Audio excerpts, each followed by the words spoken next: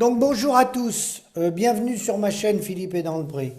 Donc je refais une vidéo suite aux alertes que vous m'avez envoyées, SMS ou mail. J'ai 4 points à traiter, je vais essayer d'être rapide, je vais commencer par, à mon sens, celui qui est le plus grave. Vous m'avez tous appelé, vous m'envoyez des SMS depuis ce matin, je l'ai découvert moi aussi, j'étais pas au courant. Le ministre de l'Agriculture était sûrement au courant. La FNSEA était sûrement au courant de ce qui s'est produit aujourd'hui, qui est une catastrophe, qui est un mépris total envers les agriculteurs. Je dis bien un mépris total envers les agriculteurs, plus particulièrement des éleveurs de viande bovine ou vaches laitières, mais viande bovine, mouton, très très touchés. Hein. C'est la PAC, hein, politique agricole commune, qui s'appelait en 92 aide compensatoire aux surfaces cultivées. Depuis quelques années, au lieu de payer la PAC au mois de décembre, comme ils connaissent quand même un peu les situations, ils essayent d'arrondir les angles comme ils peuvent, parce que c'est en train de mourir dans les campagnes, tellement la situation est dramatique. Donc ils versaient 70% des primes PAC au 16 octobre, 16-20 octobre on va dire, hein, plutôt que de payer en décembre. Et le reste en décembre. Et bien là, tenez-vous bien. Depuis ce matin, on m'a appelé dans les Deux-Sèvres, région Poitou-Charentes, peu importe. C'est les premiers qui ont appelé. Les gens des Deux-Sèvres, mais peu importe. Il y en a qui ont eu 50% des 70%. C'est-à-dire des gens qui attendaient par exemple 22 000 euros, ont eu 11 000 euros. Donc, principalement, soi-disant, bon, après avoir consulté les DDT et tout, parce qu'il n'aurait pas eu le temps de se mettre à jour des logiciels. Avant, l'aide, elle était aux bovins, à la vache allaitante. Maintenant, elle est à l'UGB. Ils n'ont pas eu le temps, soi-disant, de se mettre en conformité sur les calculs. C'est également le cas pour le paiement vert. Il y en a beaucoup d'entre vous qui n'ont pas touché le paiement vert. D'accord, hein? Donc, il y a des geeks qui m'ont appelé, qui devaient avoir 30 000, ils n'ont que 20 000. D'autres ont 18 000. Le plus spectaculaire, c'est ceux qui ont 50%. Qui n'ont que 50% de ce qu'il attendait. Et le reste, eh ben le reste, à l'heure où je vous parle, on ne sait pas quand on l'aura. Est-ce que ça sera dans 15 jours, dans 3 semaines, fin novembre, en décembre? Personne ne sait. Alors ça, c'est vraiment maltraiter les agriculteurs. Le ministre était au courant. Le syndicat est au courant. La moindre des choses qu'il aurait pu faire, la moindre des choses. Hein, les gens, ils ont des prêts bancaires qu'ils ont mis en face, il y a des fermages à payer, il y a plein de choses à payer, la situation agricole, on la connaît. Hein, il n'y a pas une année d'avance à la PAC, puisque plus de 80% des agriculteurs ont une avance PAC. Donc ils ont une année de retard, d'accord, hein. Donc la moindre des choses, il aurait pu avertir. Il aurait pu envoyer un courrier, d'accord, parce qu'il savait dès le mois de juin. Bon, il leur a envoyé un courrier, les gens, ils peuvent décaler les emprunts bancaires en fonction des arrivées. Hein, mais ils n'ont même pas eu la décence de prévenir les gens. C'est pour vous dire comment on peut maltraiter les gens qui travaillent. Je trouve ça, mais alors vraiment scandaleux. Des gens qui nourrissent la population est aussi maltraité. Alors, c'est pas l'administration. L'administration, elle reçoit des ordres. Hein, si elle n'a pas eu le temps, pour des raisons de logiciel, parce que bon, c'est devenu tellement complexe, c'est d'une telle complexité qu'ils se noient eux-mêmes dans leurs règlements. Hein. Les responsables, on ne va pas se cacher, c'est les politiques. Les politiques qui gouvernent ce pays sont responsables. Bien sûr, ils sont en cogestion avec le syndicat, mais c'est quand même les politiques. Le ministre est entièrement responsable. Et là, un coup de pétard comme on a là, où les gens n'ont pas leurs primes, et ils ne savent pas quand ils vont les avoir, eh ben, je peux vous dire d'office, hein, je ne vais rien inventer en vous disant ça ce soir. Ça va déclencher des suicides. C'est obligé. Parce qu'il y a des gens qui sont coincés. Ils attendaient cette trésorerie, ils vont avoir besoin de carburant, ils vont avoir besoin d'aliments. Ils avaient fait des échéanciers avec leurs fournisseurs. Hein, avec la banque, des fois on arrive à décaler. Mais lorsque c'est des fournisseurs, c'est dramatique. Je dis bien c'est dramatique. Et on prend en otage en plus des fournisseurs. Donc, c'est honteux, c'est honteux. On nous a entraînés dans un schéma avec un modèle de prime qu'on n'aurait jamais dû accepter, chose à laquelle avait raison la coordination rurale en 92. Il avait dit qu'il ne fallait pas accepter ce modèle-là.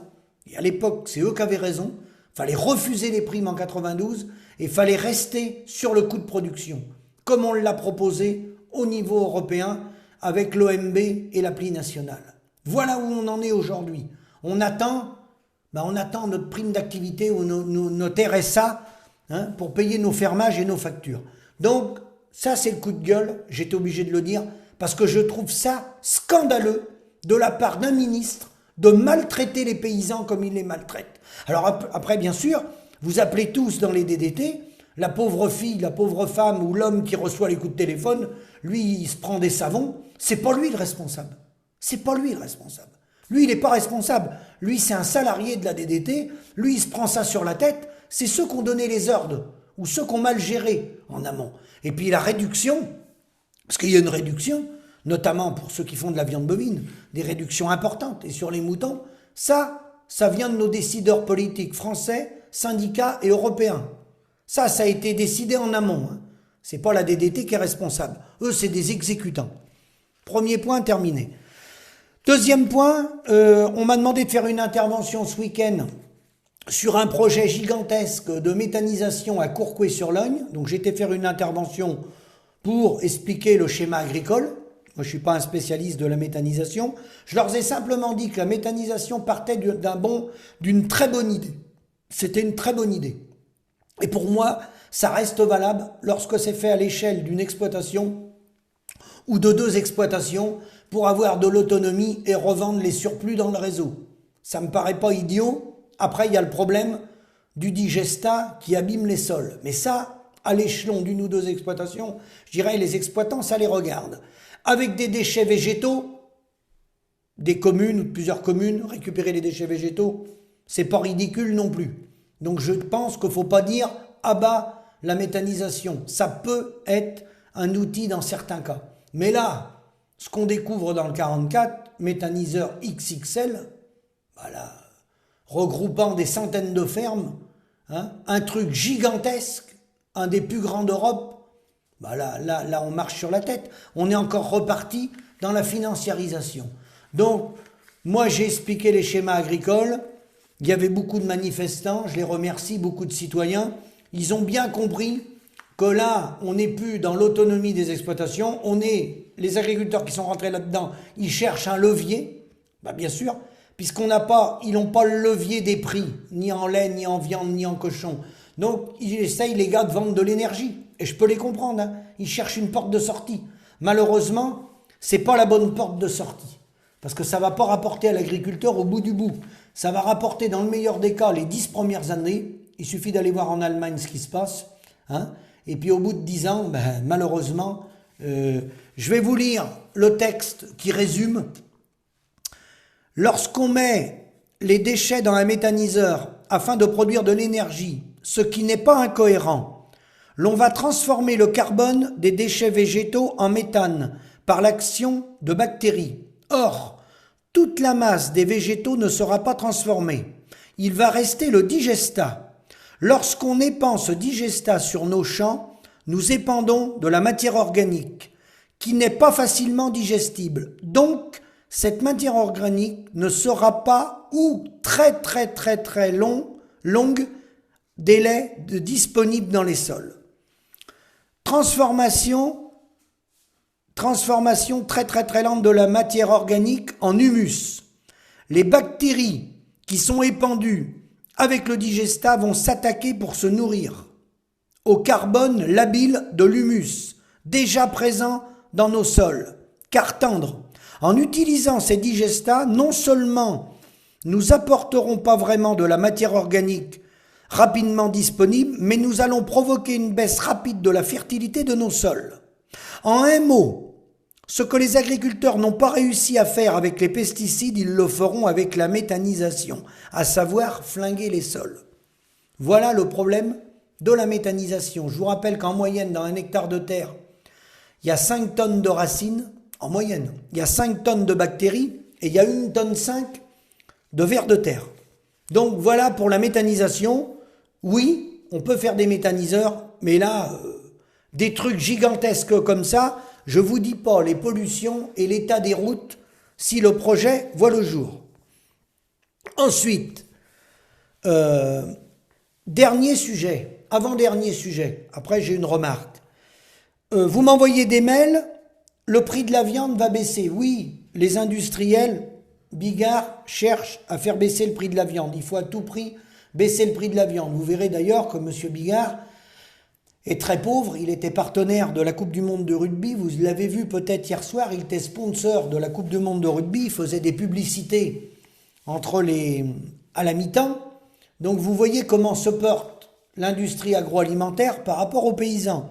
Et là, vous m'avez envoyé un mail d'un collègue agriculteur qui dit « Je comprends pas, je livre à la laiterie Saventia, le prix du lait va baisser de 40 €, hein, les 1000 litres, on va passer de 455 à 415, je croyais que l'on manquait de lait en France, comment répercuter nos charges ? Nous sommes 3 associés, cela représente 4600 € par mois. » Mais non les gars, je vais vous remettre en lien les schémas que j'ai déjà faits pour ceux qui ne les auraient pas vus. Ce n'est pas parce qu'on manquera de marchandises que vous serez payés. J'espère que vous avez tous bien compris ça. Vous demandez à ceux qui font du mouton, on importe 55% de la viande ovine, 22% de la viande bovine, hein, 30% des produits laitiers, hein, 35%, le porc pareil, hein, la volaille pareil, 71% de nos fruits, 28% de nos légumes, 63% de nos protéines. Non, ça les gars, l'offre et la demande, ça marche quand vous avez la main sur votre facture et sur la filière. Là, la filière, elle est gérée par les schémas que je vais vous mettre dessous en lien. Vous pourrez aller les voir. Donc, vous pouvez rester 2 producteurs dans votre canton. Ce n'est pas pour ça que vous serez payé cher. Je vais vous prendre une belle image d'un copain qui s'appelle Jean-Marie, qui va se reconnaître, et qu'à cette belle phrase, il dit « Il resterait plus que 2 vaches à vendre sur le marché de Cholet dans le 49, il n'y aurait plus que 2 vaches sur le marché, vous m'entendez bien, c'est pas pour ça qu'elle serait chère. » Et malheureusement, c'est la vérité. Parce qu'ils tiennent toute la filière et ils tiennent toute la facturation. Donc, ne vous faites pas d'illusions, c'est pas comme ça qu'on y arrivera. On y arrivera. Je remercie les élus qui étaient présents à Courcouët-sur-Logne dans le 44, parce qu'il y avait un certain nombre d'élus qui, eux, ont compris. Il y avait des sénateurs, d'ailleurs, même. La seule solution, la seule, et il n'y en a pas d'autre, c'est au niveau des territoires, revenir sur des petits outils comme ils l'ont fait le comté. Avoir des outils de transformation, que ce soit en lait, en viande, etc., pour maîtriser la chaîne, nous, de A jusqu'à Z, avec l'engagement du consommateur et des collectivités. Et pour ce qui est la partie des échanges à l'international, parce qu'on ne peut jamais être à l'équilibre, il y a toujours des échanges entre pays. D'abord, il faut qu'on garde notre souveraineté, mais après, on a le droit de faire des échanges, et on fera des échanges. Les surplus qu'on peut vendre, faire de la coopération avec des États et racheter ce que nous n'avons pas en France, parce qu'on n'est pas autosuffisant en tout, forcément. Ça, faut le faire sous le schéma de la coopération et non sous le schéma du libre-échange. C'est le libre-échange qui nous tue, les gars. Qui dit libre-échange dit cours mondial. Qui dit cours mondial dit le moins-disant social, le moins-disant environnemental, le moins-disant salarial. Hein? Voilà. Et quand on est dans ce schéma-là, on a besoin de petits soldats et on a besoin de vieux soldats. Les retraités ne prennent pas la retraite, ils restent sur les tracteurs jusqu'à la mort. Voilà ce que c'est la libre circulation des biens, des hommes, des marchandises et des capitaux. C'est l'exploitation de l'homme par l'homme. Alors, je terminerai ma vidéo par la violence. Parce qu'il y en a qui disent « Attention les gars, gardez vos nerfs, il est important de ne pas faire de violence. Il ne faut pas que les gens soient violents. Il ne faut pas que la population fasse comme on fait les gilets jaunes, que les gens soient violents. Il faut respecter la démocratie. » Alors, je vais terminer là-dessus. Il y a 3 sortes de violence. La première, mère de toutes les autres, est la violence institutionnelle, celle qui légalise et perpétue les dominations, les oppressions et les exploitations, celle qui écrase et lamine des millions d'hommes dans ses rouages silencieux et bien huilés.